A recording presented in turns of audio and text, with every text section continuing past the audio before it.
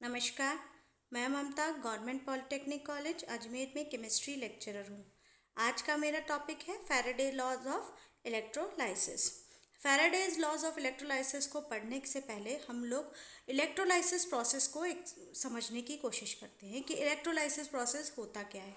तो हम एक नॉर्मल समझाने के लिए इलेक्ट्रोलाइसिस प्रोसेस के लिए हम लोग मेटल सल्फेट एक एग्जाम्पल ले लेते हैं।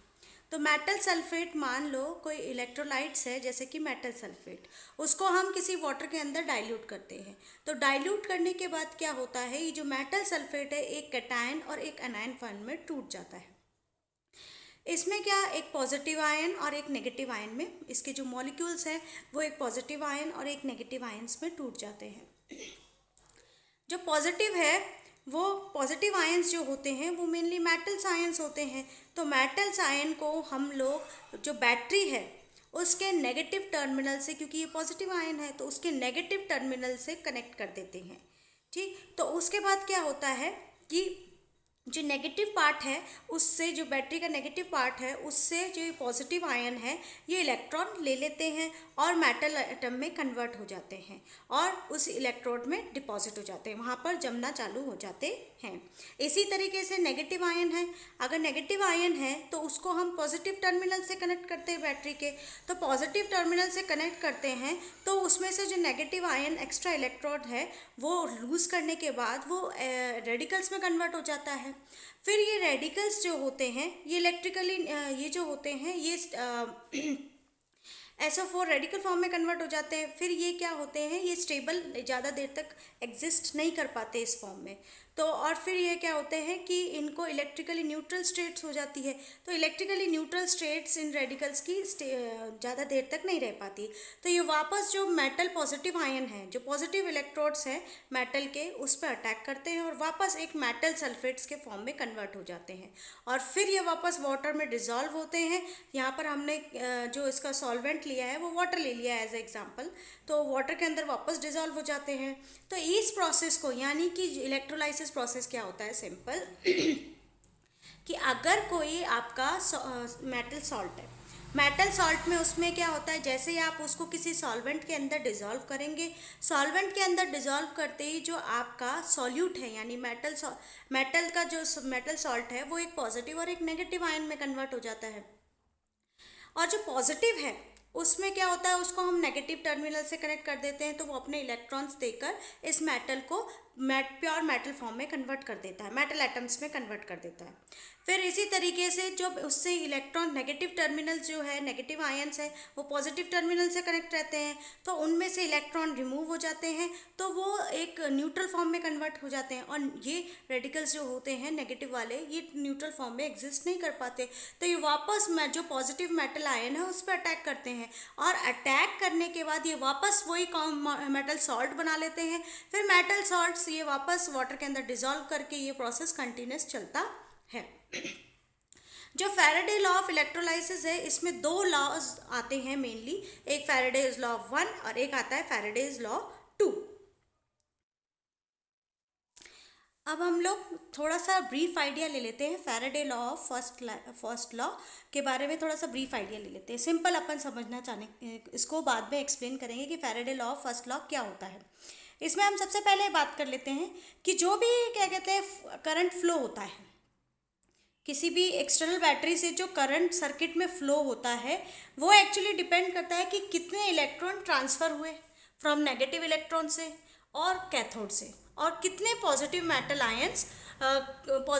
आयंस तक गए वो इलेक्ट्रॉन्स। ठीक है, यानी कि सेम मेनली आप लोग का जो फ्लो करंट है वो डिपेंड करेगा कि कितने इलेक्ट्रॉन्स गए सर्किट में, कितने फ्लो हुए, और वो डिपेंड करेगा कि कि कितने उन नेगेटिव टर्मिनल से, नेगेटिव इलेक्ट्रॉन से कितने पॉजिटिव मेटल आयन की तरफ गए।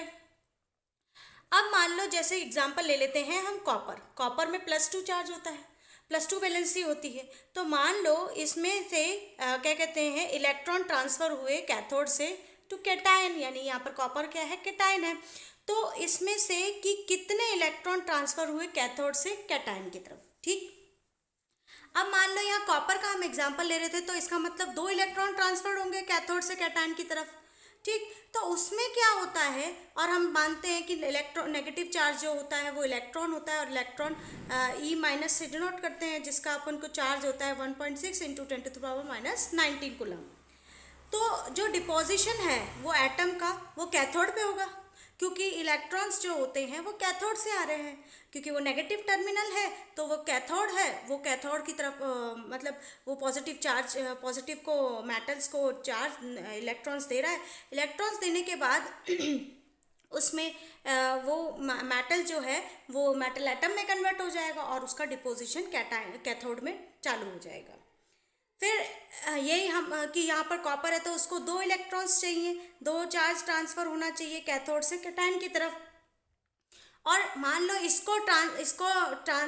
जो चार्ज ट्रांसफ़र है उसको टाइम लगता है t, और उसमें number of copper atom deposit होते हैं कैथोड में। तो हमारा टोटल चार्ज होगा 2Ne, ठीक है, 2Ne कूलम। और अगर उसका मास है, जो मेटल का डिपॉजिट हुआ है मास का, जो किसी भी मेटल का, यहाँ एग्जांपल हमने कॉपर का लिया है, तो कॉपर का जो डिपॉजिट हुआ है कैथोड पर उसको हम m से डिनोट करेंगे। तो इस सब से ये कंक्लूड होता है कि जो मास डिपॉजिट हुआ है कॉपर का, वो डायरेक्टली डिपेंड करता है कि कितनी quantity of electrical charge transfer हुआ थ्रू इलेक्ट्रोलाइट्स। यानी कि सिंपल कि जो मास था, कितना मास एक्चुअल में डिपॉजिट हुआ कैथोड पार्ट पे, जो कि डिपेंड करेगा किस पे, कि कितना इलेक्ट्रिकल चार्ज गया, कि कितना क्वांटिटी ऑफ इलेक्ट्रोड चार्ज पास हुआ इलेक्ट्रोलाइट से। तो इससे ये निकला कि जो मास ऑफ डिपोजिशन है वो डायरेक्टली प्रोपोर्शनल रहता है कि कितना इलेक्ट्रिकल चार्ज पास हुआ इलेक्ट्रोलाइट से। तो हम लोग Faraday law of first law of electrolysis इससे एक्सप्लेन कर लेते हैं कि इस लॉ के अकॉर्डिंग होता है कि जो केमिकल डिपोजिशन है during the electrical current, flow of electric current, जो कि इलेक्ट्रोलाइट से फ्लो हुआ, वो डायरेक्टली उसकी जो इलेक्ट्रिसिटी पास हुई है उस पर, क्वांटिटी ऑफ इलेक्ट्रिसिटी कितनी पास हुई है उस पर डिपेंड करता है। जैसे कि अभी मैंने आपको एग्जांपल बता दिया था कॉपर का, कि कॉपर का डिपोजिशन डिपेंड करता है कि कितना इलेक्ट्रिक फ्लो हुआ। इलेक्ट्रिक फ्लो हुआ इसका मतलब इलेक्ट्रॉन फ्लो हुए, और इलेक्ट्रॉन फ्लो हुए तो इसका मतलब कि तो इलेक्ट्रॉन फ्लो हुए तो वो कॉपर जो है वो मेटल एटम में कन्वर्ट हो जाएगा, तो उसका डिपोजिशन कैथोड पे हो जाएगा। तो मेन कि उसका जो मास है वो डिपेंड करेगा कि कितनी इलेक्ट्रिसिटी पास हुई इलेक्ट्रोलाइट से ड्यूरिंग द प्रोसेस। तो फर्स्ट लॉ ये कहता है कि केमिकल डिपोजिशन, जो कि किसी भी जब इलेक्ट्रिक फ्लो हो रहा था इलेक्ट्रोलाइट से, उस दौरान पे ये डिपेंड करता है कि कितना क्वांटिटी, उस पे डायरेक्टली प्रोपोर्शनल रहता है कि कितना क्वांटिटी ऑफ इलेक्ट्रिसिटी पास हुई। जैसे कि यहाँ पर फॉर्मूला बता दिया है, यहाँ पर आपने क्वांटिटी ऑफ इलेक्ट्रिसिटी को Q से डिनोट किया है, और M को आपने इसमें M मास ऑफ डिपोजिशन है मेटल का, तो mass of deposition is directly proportional to the quantity of electricity. यानी कि डिपोजिशन मेनली पूरा डिपेंड करता है कि कितनी क्वांटिटी ऑफ इलेक्ट्रिसिटी पास हुई इस दौरान। और Z, जो प्रोपोर्शनेट को हटाकर हम Z एक कांस्टेंट डालते हैं, जिसको प्रोपोर्शनेट भी कांस्टेंट ऑफ प्रोपोर्शनेट या फिर इलेक्ट्रोकेमिकल इक्विवेलेंट भी कहते हैं, ठीक है। अब हम लोग का Faraday law of second law start होता है। अब हमने Faraday law of second law के बारे में बात कर लेते हैं, सेकंड लॉ ऑफ इलेक्ट्रोलाइसिस। तो हमने ये पढ़ा अभी फर्स्ट लॉ में कि मास डिपेंड करता है कि कितनी क्वांटिटी ऑफ इलेक्ट्रिसिटी पास हुई, उससे डायरेक्टली प्रोपोर्शनल होता है। तो मेनली ये बात करी कि जो आपका डिपोजिशन होता है केमिकल, वो मेनली क्वांटिटी ऑफ इलेक्ट्रिसिटी पे डिपेंड करता है कि कितनी पास हुई इलेक्ट्रोलाइट से। पर एक्चुअल में क्या ये इसी और भी फैक्टर्स पे डिपेंड करता है, ना कि सिर्फ इलेक्ट्रिसिटी कितनी पास हुई उस पर ही डिपेंड करता है। कुछ और फैक्टर्स भी इसको अफेक्ट करते हैं केमिकल डिपोजिशन को। तो जैसे कि कुछ के जो सेम नंबर ऑफ एटम्स होते हैं, कुछ का एटॉमिक वेट्स डिफरेंट होता है, तो उनके कुछ के एटॉमिक वेट डिफरेंट होता है, तो उनके जो एटम्स होते हैं कुछ के सेम होते हैं, कुछ का जो डिफरेंट मास डिफरेंट होता है। तो मेनली कि एटम का डिपोजिशन मेनली डिपेंड करता है कि उनकी कितनी वैलेंसी है, नंबर ऑफ वैलेंसी पे डिपेंड करता है। अगर नंबर ऑफ वैलेंसी ज़्यादा है तो जो अमाउंट ऑफ इलेक्ट्रिसिटी है वो डिपोजिशन की लेस होगी, ठीक। और अगर वैलेंसी कम है तो जो अमाउंट ऑफ डिपोजिशन है वो ज़्यादा होगी, क्योंकि सिंपल सी बात है कि अगर इलेक्ट्रॉन का अगर मान लो वैलेंसी ज़्यादा है तो उसको सेटिस्फाई करने के लिए ज़्यादा इलेक्ट्रॉन निकलेंगे पर डिपोजिशन कम होगा, और जिसकी वैलेंसी कम है तो इलेक्ट्रॉन तो निकलेंगे पर उतनी अमाउंट में उसकी रिक्वायरमेंट नहीं है, तो फिर आपका जो क्या कहते हैं डिपोजिशन है वो ज़्यादा होगा। इसी तरीके से जो आपका क्वांटिटी ऑफ इलेक्ट्रिसिटी है या फिर चार्ज जो है डिफरेंट इलेक्ट्रोलाइट से, वो मास डिपोजिशन पे डायरेक्टली प्रोपोर्शनल करता है उसका एटॉमिक वेट पे, कि वेट एटॉमिक वेट पे मेनली कि कोई भी किस पे डिपेंड करता है डिपोजिशन, मेनली एक तो एटॉमिक वेट पे डिपेंड करता है और इन्वर्सली प्रोपोर्शनल टू वैलेंसी। अगर वेट ज़्यादा है तो डिपोजिशन ज़्यादा होगा, पर वैलेंसी ज़्यादा है तो डिपोजिशन कम होगा, ठीक। अब हम लोग Faraday second law of electrolysis के बारे में बात कर लेते हैं। इसमें क्या होता है कि हर किसी के लिए डिफरेंट जो आपके इलेक्ट्रोलाइट्स हैं उन पे हमने same amount of electricity pass करी, ठीक। अगर मान लो सिंपल यही कहना चाह रही हूँ कि कोई अलग अलग तरीके के several different types of electrolytes हैं और हमने उनमें सेम इलेक्ट्रिसिटी पास करी, सभी इलेक्ट्रोलाइट्स में सेम इलेक्ट्रिसिटी पास करी, तो जो डिपोजिशन है, मास ऑफ डिपोजिशन है सब्सटेंस का, वो डिपेंड करेगा उसके केमिकल इक्विवेलेंट पे। यानी कि सिंपल सी बात है कि अगर अलग अलग, मैंने अभी यहाँ एक्सप्लेन किया कि कुछ और फैक्टर्स भी हैं जो डिपोजिशन ऑफ मेटल एटम की डिपेंड करता है, कि अगर वैलेंसी है तो अगर किसी की वैलेंसी ज़्यादा है तो डिपोजिशन जो होगा वो कम होगा, और अगर किसी की वैलेंसी कम है तो डिपोजिशन जो होगा वो ज़्यादा होगा। इसी तरीके से एटॉमिक वेट पे भी डिपेंड करती है, अगर किसी का वेट ज़्यादा है तो उसका डिपोजिशन ज़्यादा होगा, और अगर वेट कम है, एटॉमिक वेट कम है तो डिपोजिशन कम होगा। तो यहाँ इस Faraday second law of electrolysis में यही समझाया गया है कि अगर हम मान लो इलेक्ट्रिसिटी पास करते हैं डिफरेंट इलेक्ट्रोलाइट्स पे, तो डिफरेंट इलेक्ट्रोलाइट्स पे जब हम पास करते हैं इलेक्ट्रिसिटी पे, तो मेनली डिपोजिशन जो है मेटल का वो डिपेंड करेगा उनके केमिकल इक्विवेलेंट पे।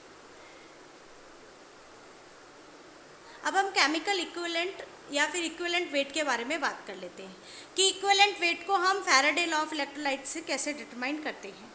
तो इसको डिफाइन किया जाता है कि वो वेट जो कि कंबाइन, जो वो weight of hydrogen, unit weight of hydrogen जो कि कंबाइन हुआ या फिर डिस्प्लेस हुआ, उसको हम लोग केमिकल इक्विवेलेंट कहते हैं।